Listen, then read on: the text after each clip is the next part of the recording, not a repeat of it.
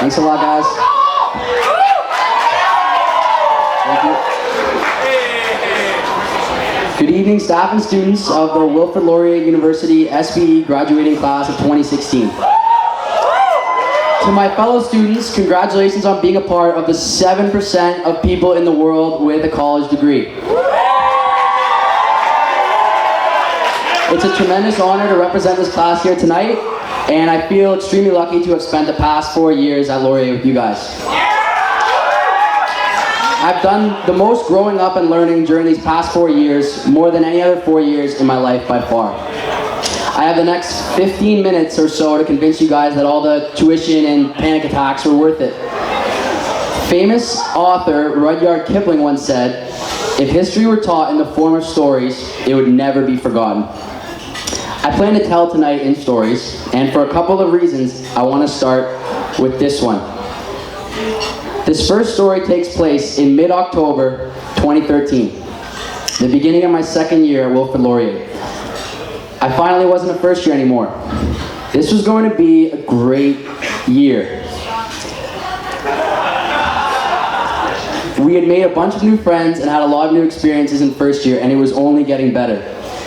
It was a Saturday. I had my financial accounting midterm earlier on. It went about as well as accounting exams ever went for me. I finished, headed right home, got ready, met up with some friends, and we began our walk to Phil's, the Temple of Sin.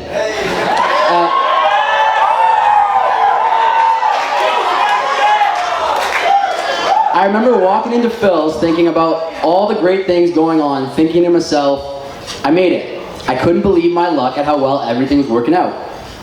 But it was one of my first times at Phil's, and I was pretty new. New enough to not know that sometimes the stairs get slippery. I hit the top step, slipped, and fell down every single stair, and landing hard on the bottom platform. As soon as I landed, I knew I had fractured my arm, which was confirmed at the hospital the next day. And there I lay, a broken man. Everyone took a break from the slow D-floor bump and grind at Phil's to have a good laugh at my expense. Bouncers weren't happy, parents weren't happy. In seconds, I was taken from my highest high to a very memorable low. I decided to open up with that story because that's what life and school is all about, stories of highs and lows. In life, we all face our own set of stairs, and the story of failure is as important as the story of triumph. Stories explain something far better than a simple list of events. Life isn't perfect, and neither were these phenomenal past 4 years. We always want to tell just the good parts, but that's not a story. The honest version is what matters, so that's what I plan to deliver for you guys here tonight.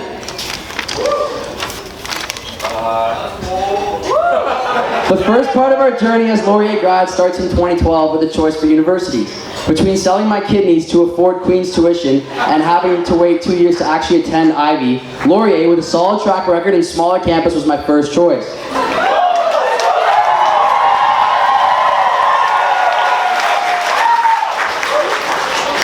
First year was a year for discovery. You met a lot of new people and learned a lot of new things. Just picture them, there's no connotations, it's just boys.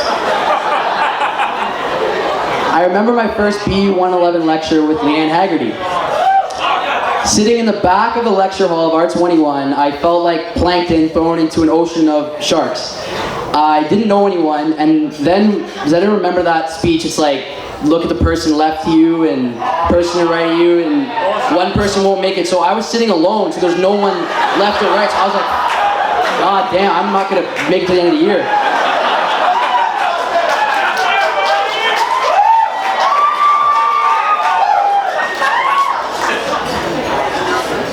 We witnessed our first homecoming, our first St. Patrick's Day, and other events that opened our eyes to the extent of human debauchery. We met all these people that, despite different backgrounds, faiths, ethnicities, views, and values, wanted to be in the same place that we did. So, in between years, I'm going to do a roast of my good friends. Hopefully they're my good friends after this. So first up to bat is Greg Beeman.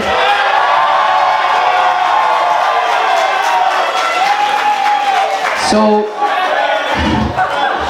the first place Greg worked at, I I swear to God, the first co-op term, it went bankrupt 3 weeks after he left. Exide Technologies, you can look it up, that's a real thing. He is the first person below 35 years old to drink Corona Extra. This is another true thing. After he hits the bar, he buys 4 taquitos. 2 of them, he eats at breakfast the next morning. That's a real thing. He once woke up with a broken ankle and no story to explain it. Next up, quickly, Paul Brick Dragos.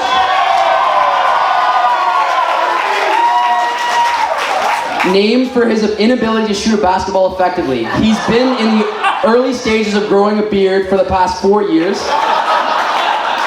And at one point, he held what is deemed to be the worst haircut of all time. That is literally the worst haircut of all time. No punchline.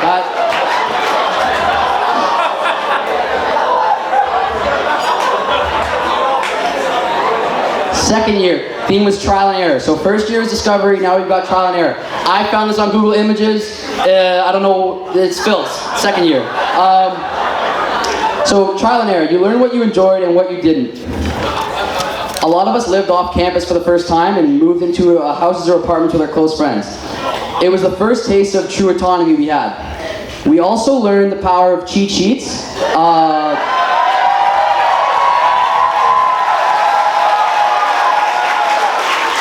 Where Ryan Tran and Denise Wang would constantly combine to make a cheat sheet so good that you almost understood what was going on in the course. A lot of us had our first job search in second year and just kind of looking at the different careers we were considering. So going into university, I had been fired from Value Mart, Foodland, Licks, and the works. And so I was like, really wanted a job. So after 152 applications, got a job that summer, and I quickly learned how to effectively sell my labor to the corporate machine in exchange for my livelihood, which is a good thing, right? So next up on the roast, between the years, that's second year, is Andrew Absent Holmes. So I said absent, he wasn't supposed to be here tonight, he got a last minute ticket. He's better known as the boy who lived. He's currently dating the Tax 2 textbook.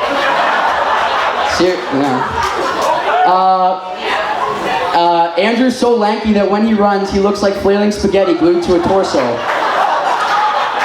He won both the President's Gold Scholarship, round of applause, serious academic accomplishment, and he also won the most times falling down at Phil's and Chainsaw Award. So third year was a year for growth. Everyone starts to head in their own direction. We were now old enough to be used to Laurier, but young enough to still enjoy it. We started to think more seriously about what we wanted to do and did our best to get on the right path. In third year, Yana Tokarenka also taught us the power of democracy, freedom, and speech, and petitioning during the darkest days of Finance 1 when she decided to fight the system with her golden petition. That's an old reference, but if you get it, it's good.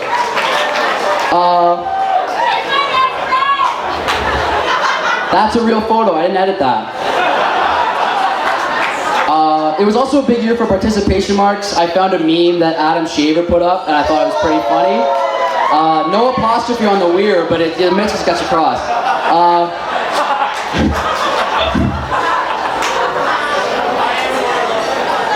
We also had Ice Week, when we got to approach a real company with real solutions. We had tackled real problems from their marketing to their corporate structure. Jonathan Oken won that summer. It's not a surprise, as usual. The Michael Jordan Game 6 of BBA. So now we have discovery, trial and error, and growth. So next up on the roast is Michael Employable Dad Marcucci. Although he seems 22, Mike is actually a wealthy dad in his early 40s. He has a LinkedIn Premium account, which is obviously a red flag. The last time he swore was in 2006, when he said, "I am the goddamn 1%.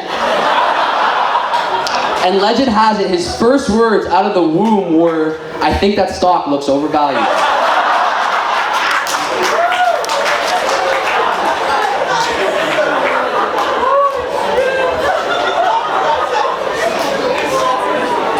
Fourth year, departure. Fourth year was the beginning of the end and the end of the beginning.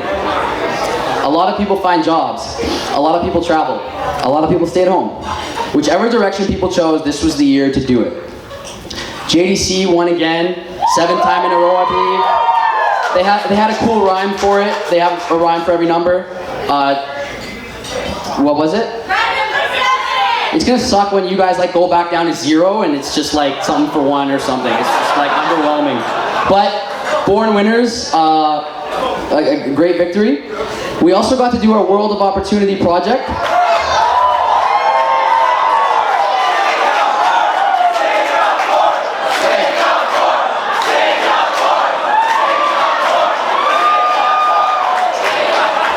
It's up there now. I had a lead up, but you got it before I could.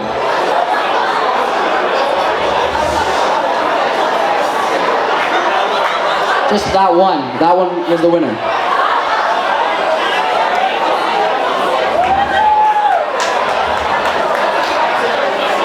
Next up in the roast is Vinay Campus Involved Patel. Vinay is currently enrolled in 68 clubs and attends meetings regularly for 5 of them.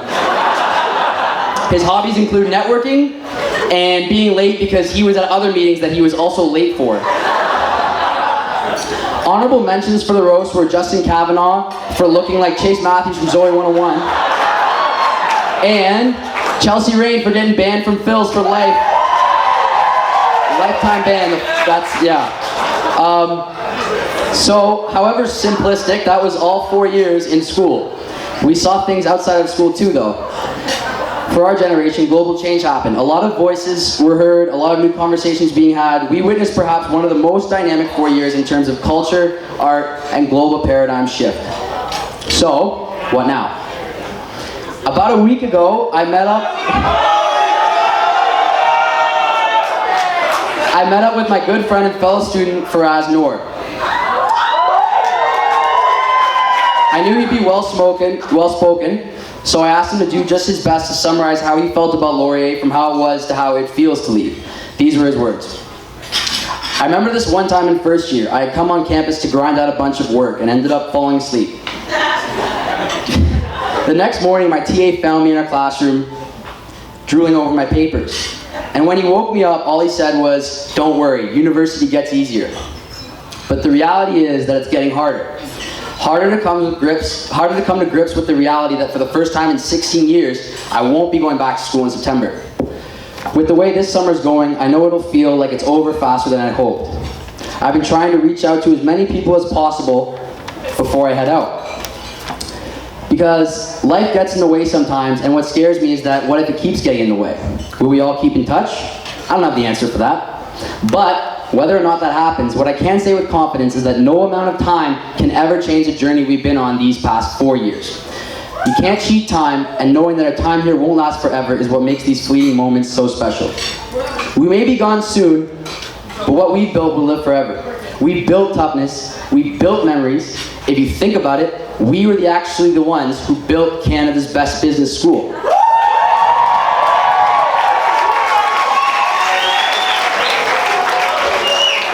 So I heard him say that, I thought that's so true. I know that we've got to be the ones who built Canada's best business school, because walking by the building site at Hazelton University will tell you that certainly no one else has yet. But Faraz has a point. We don't need it. We have it right here in this room. We've been building it for the past 4 years, and looking around at the people here tonight, it looks finished to me.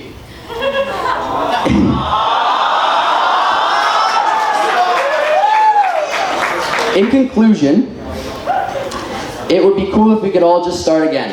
I wish I were back in first year right now on my 19th birthday, wielding an open fire extinguisher around in the residence lounge. Or back in third year summer, throwing the greatest party of all time at 40 Cardell Crescent, twice.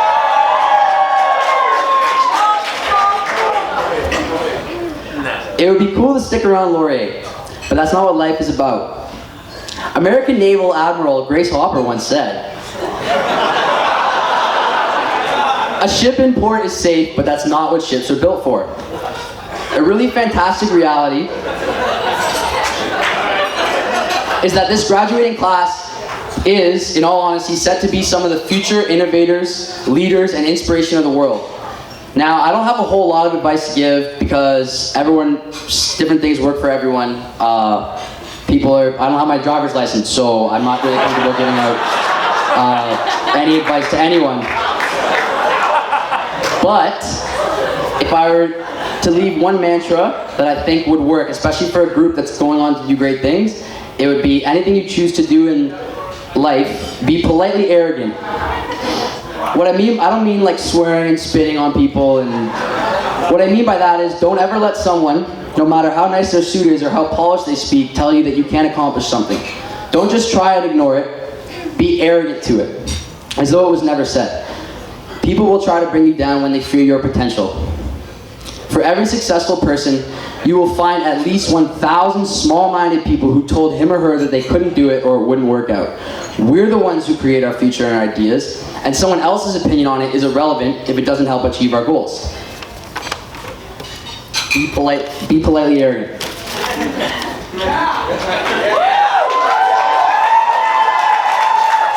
In the words of Kanye West,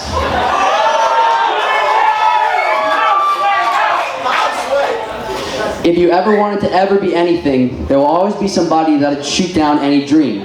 There will always be haters. That's the way it is. Hater men marry hater women and have hater kids. But they're gonna have to take my life before they take my drive, because when I was barely living, that's what kept me alive.